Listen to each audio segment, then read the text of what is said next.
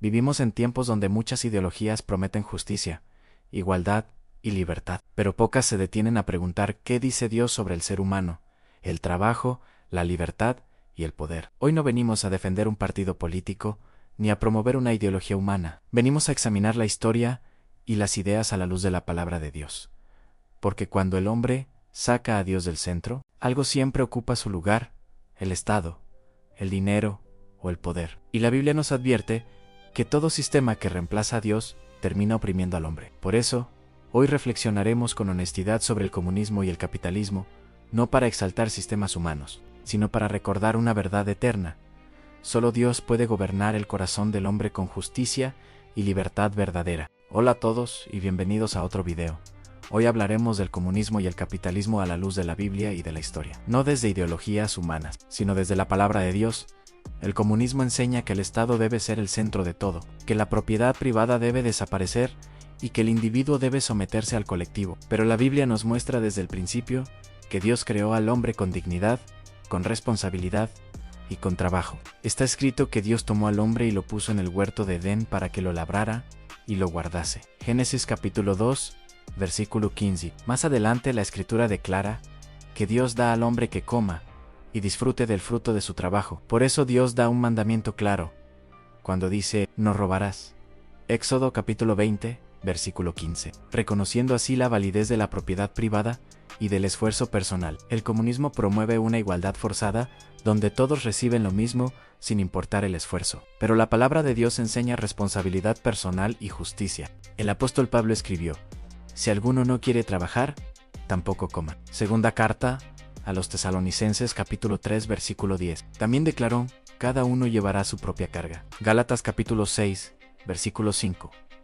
La Biblia no enseña dependencia del poder humano, sino una vida responsable delante de Dios. En cuanto a la ayuda al necesitado, el comunismo quita por la fuerza y obliga a compartir. Pero la Biblia enseña que la verdadera ayuda nace del corazón. Está escrito: cada uno de cómo propuso en su corazón, no con tristeza ni por necesidad, porque Dios ama al dador alegre. Segunda carta a los Corintios capítulo 9 versículo 7.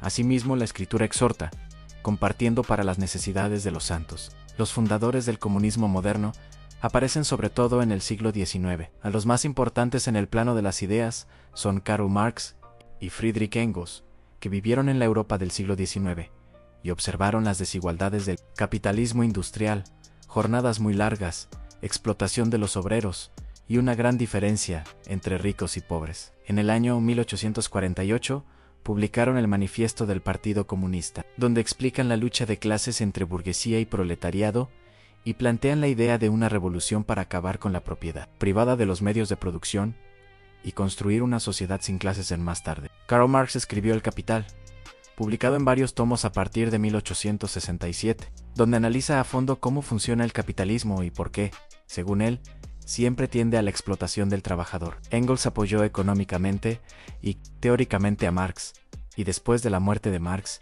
continuó difundiendo y organizando sus ideas. En el terreno práctico, el principal personaje es Vladimir Lenin, que lideró la Revolución Rusa en 1917 y creó el primer estado comunista de la historia en Rusia, que luego se convertiría en la Unión Soviética. A partir de ahí, las ideas de Marx y Engels se transformaron en sistemas políticos reales, influyendo en el siglo XX en países como la Unión Soviética, China, Cuba y otros, siempre tomando como base las teorías iniciadas en el siglo XIX por estos fundadores del comunismo moderno. Los principales fundadores y continuadores del comunismo tuvieron una postura abiertamente contraria a la religión cristiana, especialmente hacia la Iglesia como institución. En sus ideas, la religión no venía de Dios, sino que era vista como una creación humana usada por las clases dominantes para mantener sometidos a los pobres, prometiendo consuelo en el cielo mientras aceptaban la injusticia en la tierra. Por eso Marx llamaba a la religión opio del pueblo. Su significado es algo que adormece y evita que la gente se rebele contra la opresión. Cuando estas ideas comunistas llegaron al poder, sobre todo en la Revolución Rusa y en los regímenes comunistas del siglo XX, se pasó de la crítica teórica a la persecución práctica. Muchos gobiernos comunistas consideraron a la Iglesia, y en especial a la Iglesia cristiana, como una enemiga del Estado porque defendía creencias en Dios, libertad de conciencia y una autoridad espiritual distinta al partido. En varios países se cerraron iglesias, se confiscaron bienes, se prohibió la enseñanza religiosa, se persiguió a sacerdotes, pastores y creyentes, y se intentó imponer el ateísmo como posición oficial. Así, la relación entre el comunismo de estos hombres y la religión cristiana fue en gran parte de rechazo ideológico y en muchos casos de persecución directa a la Iglesia. Por eso los sistemas comunistas han perseguido la fe. Pero la palabra de Dios declara: el principio de la sabiduría es el temor de Jehová. Proverbios capítulo 9 también enseña que donde está el Espíritu del Señor, allí hay libertad. El comunismo no tolera a Dios porque no admite una autoridad por encima del gobierno, mientras que el cristianismo proclama que Jesucristo es el Señor y afirma claramente: es necesario obedecer a Dios antes que a los hombres. Hechos de los Apóstoles capítulo 5. La historia confirma que, donde se ha impuesto el comunismo, ha habido persecución, control y muerte, pero el Evangelio no transforma por la fuerza, sino por el poder de Dios. Jesucristo dijo: mi reino no es de este mundo. Evangelio según Juan capítulo 18 también declara: conoceréis la verdad, y la verdad os hará libres. Cristo no vino a imponer un sistema político, vino a salvar al pecador y a transformar el corazón. Por eso el comunismo es incompatible con el cristianismo bíblico. El comunismo exalta al Estado, pero la Biblia exalta a Dios.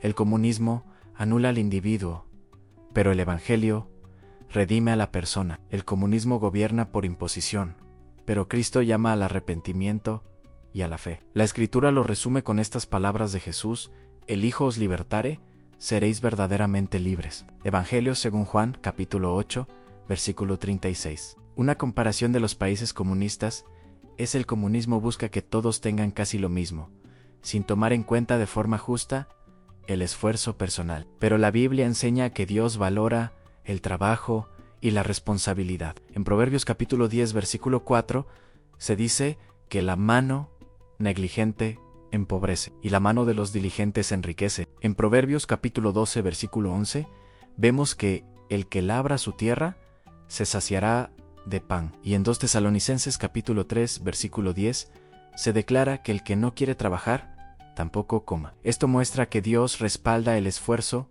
y la responsabilidad personal. Si miramos la historia, la Unión Soviética también tuvo muchos problemas. A pesar de ser una superpotencia militar, tuvo crisis de alimentos, colas interminables para conseguir productos básicos y un sistema de salud muy desigual, con hospitales de mala calidad. Algo parecido pasó en países del bloque comunista de Europa del Este, donde el control total del Estado ahogó la iniciativa privada, provocando pobreza, desabastecimiento y sistemas de salud y agricultura muy ineficientes. En resumen, en casi todos estos países con sistemas comunistas o muy cercanos al comunismo, se repite el mismo patrón. El Estado controla casi todo. Se castiga o se desmotiva el esfuerzo personal. No hay incentivos para producir más y mejor. Y el resultado es escasez de alimentos, mala atención médica, falta de medicinas, pobreza general y pérdida de libertades. El modelo puede sonar justo en teoría, pero en la práctica ha sido un desastre para la vida diaria de millones de personas. Ahora, hablemos del capitalismo. Cuando hablamos de él, nos preguntamos quién fue el fundador. La respuesta es: no hubo fundador, pero sí un hombre: Adam Smith. No fue un pastor, no fue un escritor bíblico, pero sí fue el pensador más conocido que dio forma a muchas ideas del sistema económico que hoy llamamos capitalismo. Nació en 1723 en Escocia, un lugar fuertemente marcado por el cristianismo protestante, especialmente por el presbiterianismo. Desde pequeño vivió en una cultura donde se hablaba de Dios, de pecado, de virtud, de deber, de conciencia, de lo correcto y de lo incorrecto. No se puede entender a Adam Smith totalmente separado del ambiente cristiano en el que creció, aunque él no escribió teología, sino filosofía moral y economía, donde afirma que las personas no son solo egoístas, sino capaces de simpatía, compasión y sentido de justicia, ideas muy cercanas a la visión cristiana del prójimo. Después, en La riqueza de las naciones, aplicó esa visión del ser humano a la economía, defendiendo que la libertad económica puede generar prosperidad general, siempre dentro de un marco moral. Así, Aunque Adam Smith no fue un pensador cristiano en el sentido religioso estricto, su pensamiento nació y creció dentro de un contexto cristiano, y muchas de sus ideas sobre moral, responsabilidad y justicia están en diálogo con valores que también defiende el cristianismo. A la luz de la Biblia y también a la luz de los principios legales sobre los cuales fueron fundados los Estados Unidos de América, no como un sistema perfecto ni como un Dios, sino como un modelo que, cuando es gobernado por principios morales, respeta la dignidad del ser humano, la libertad y la responsabilidad personal. La Biblia no presenta un sistema económico moderno, pero sí establece fundamentos claros sobre el trabajo, la propiedad y la administración. Desde el principio, Dios dio al hombre una tarea y una responsabilidad personal. Está escrito que Dios tomó al hombre y lo puso en el huerto de Edén para que lo labrara y lo guardase. Génesis capítulo 2, versículo 15. El trabajo no es castigo, es diseño divino. El capitalismo reconoce el valor del trabajo y del esfuerzo personal, y este principio está claramente respaldado por la Escritura. La Biblia declara que Dios permite al hombre disfrutar del fruto de su trabajo. Eclesiastés capítulo 3, versículo 13. También enseña que la diligencia trae fruto, porque está escrito, el alma del diligente será prosperada. Proverbios capítulo 13, versículo 4. Y en los pensamientos del diligente, ciertamente tienden a la abundancia. Proverbios capítulo 21, versículo 5. Dios honra el trabajo honesto y la buena administración. La propiedad privada es un pilar del capitalismo, y también es reconocida tanto por la Biblia como por la ley estadounidense. En la Biblia está el mandamiento no robarás. Éxodo capítulo 20, versículo 15. Dime si en el comunismo cumplen con este mandamiento. No es que el capitalismo sea lo mejor.